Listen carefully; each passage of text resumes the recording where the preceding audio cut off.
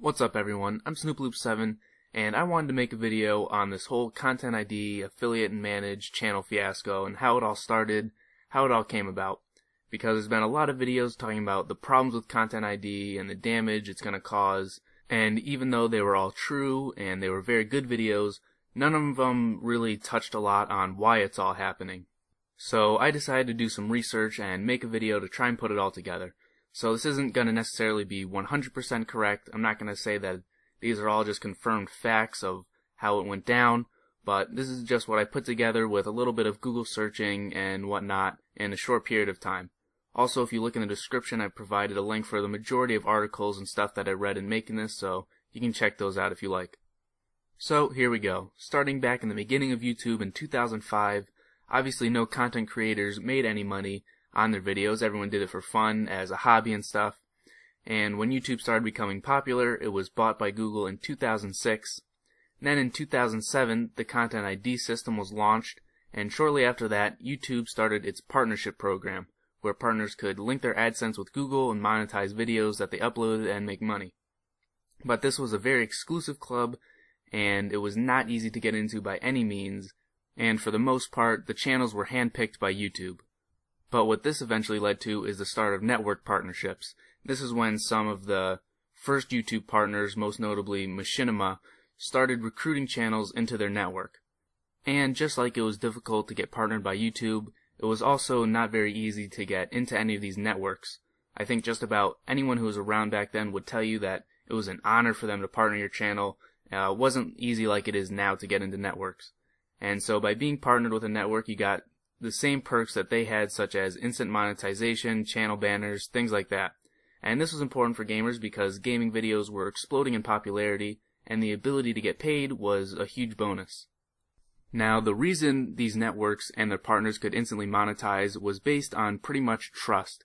When the original networks were YouTube partners, they were allowed to instantly monetize because YouTube knew they had the rights to what they were uploading.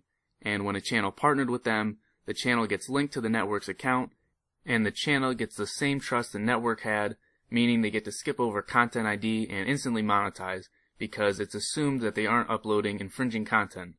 That's why one of the requirements for getting partnered is that you don't have any strikes on your channel, because you're supposed to be trustworthy and understand copyright laws and know what you can and cannot upload. But anyway, these networks obviously started growing and even began having their own subnetworks underneath them for more specific purposes. For example, the GameStation, now known as Polaris, is the gaming-related subnetwork of Maker Studios. They have their own hub channel, own website, and can recruit their own partners. And eventually even these subnetworks began having their own networks and content aggregators underneath them, bringing in even more channels. Now, in April of 2012, YouTube made a change to their partner program. So instead of just being for people that met their requirements, it was now open to anyone. So if you had a video and an AdSense account, you could monetize and make money. However, it wasn't the same as monetizing with a network, so while a network your video was monetized right away, here was the basic process for a YouTube partner. When you upload, your video goes through the Content ID system, which is basically a database of copyrighted files that are supplied by the copyright holders, and it checks to see if your video matches any copyright material such as songs or visuals from things like games or movies, things like that. And if it determines that there's a match, then one of three policies will be applied to your video based on what the copyright holder has pre-selected for when there's a match. The first thing that can happen is that they can monetize your video for themselves and therefore get any ad revenue instead of you. The second is that they can block your video and it won't be visible on YouTube at all. Or three, they can track your video's analytics. That's it. You'll still get the ad revenue, but they'll be able to see how many views you get and stuff. So next, if there's no ID match and your video is monetized, one of two things will happen. One is that actually nothing happens, your video will be monetized and you can collect on the ad revenue. Or two, your video will go under review, and this can take any random amount of time from a few hours to a couple days, and once it's been reviewed, another one of two things can happen. One, again, is that nothing actually happens, it's been reviewed and your video is monetized and you can collect on it. Or two, YouTube will ask you to provide proof that you have commercial use rights to all the content of your video. And from there you'll have three options. One is to say that you own all the rights to all the content of the video. Your second option you can choose is if you have an online license for the content. And the third option is if you have written permission for the content.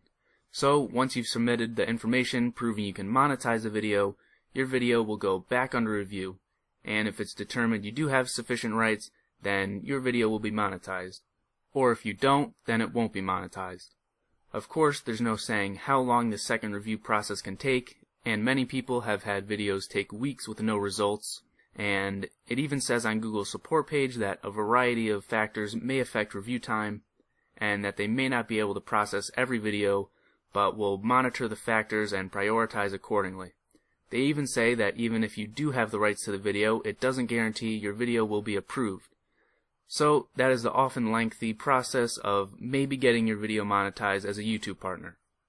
Now, like I said a little earlier, networks were really starting to branch out and partner a lot of channels. And so also in April of 2012, not only did YouTube open up its partner program, but a new subnetwork under Maker Studios was started called RPM, and it was created for the purpose of finding, quote, channels that are up and on the rise, unquote, or in other words, small channels. And them and basically every other network essentially started partnering small channels left and right. According to Social Blade, at this point, RPM has just under 30,000 channels, and across all networks, although I'm not sure of the exact number, it is well over 100,000, perhaps even close to 200,000 network partnered channels.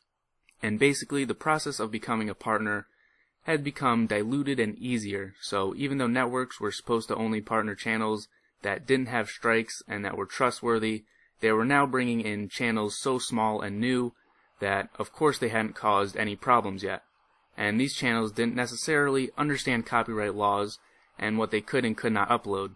So videos began being uploaded that shouldn't have been, but because of being partnered, they never had to go through the Content ID system, and therefore were not easily detectable.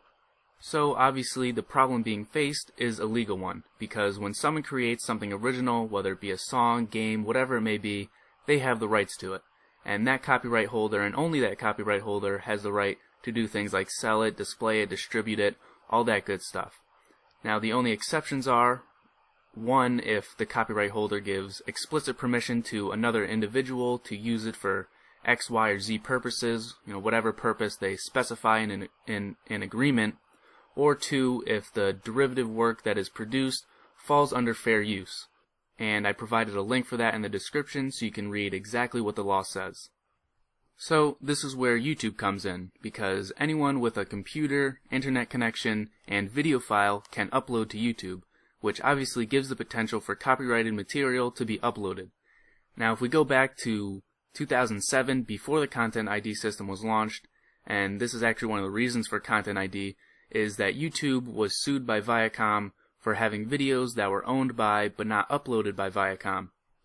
But YouTube won the lawsuit because of the safe harbor provision of the Digital Millennium Copyright Act, which basically said that YouTube could not be held liable for the upload of copyright material because, with back then what was over 24 hours of video uploaded every minute, now I think it's closer to 100 hours of video uploaded every minute.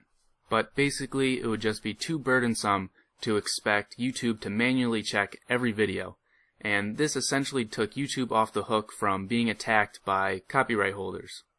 So fast forward to more recent times, with the Content ID system for the most part stopping regular YouTube partners from infringing on copyrights who had no protection from companies, and YouTube not legally liable, and networks taking in too many channels who occasionally would upload obvious infringements, the next step for companies that wanted to get their hands on every last cent they could were now forced to sue the networks.